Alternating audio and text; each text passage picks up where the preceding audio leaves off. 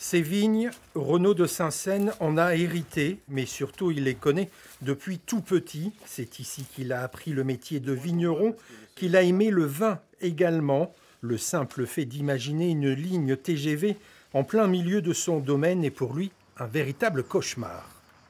Le tracé prend la grande majorité de la propriété et jusqu'aux vignes que vous pouvez apercevoir derrière vous.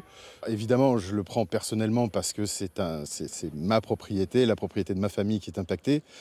Je vois aussi ce que ça représente en termes de destruction de biodiversité, de destruction de nature. Il en reste si peu dans l'Est varois. La ligne haute vitesse. C'est donc un nouveau collectif anti-ligne à haute vitesse qui s'est monté dans le Var autour de Puget-sur-Argence et Saint-Raphaël.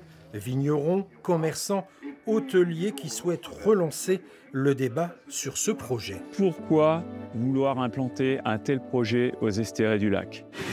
C'est une aberration parce que du jour au lendemain, ce moulin va disparaître. Nous ne sommes absolument pas opposés au train, puisque le train, c'est quand même un mode de transport décarboné.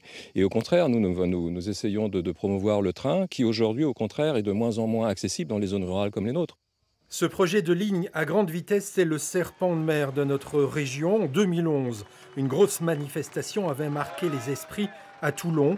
L'idée, elle, a été lancée en 1990, relancée en 2005 et toujours débattue en 2025, sans que le tracé définitif ne soit clair.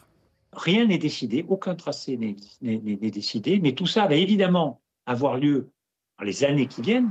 On va avoir plus de trains, plus de régularité et un meilleur confort de transport ferroviaire sur ces territoires. Un flou que ces professionnels dénoncent. Les raisins de la colère, feuilleton qui dure depuis 35 ans, n'est donc pas prêt de disparaître.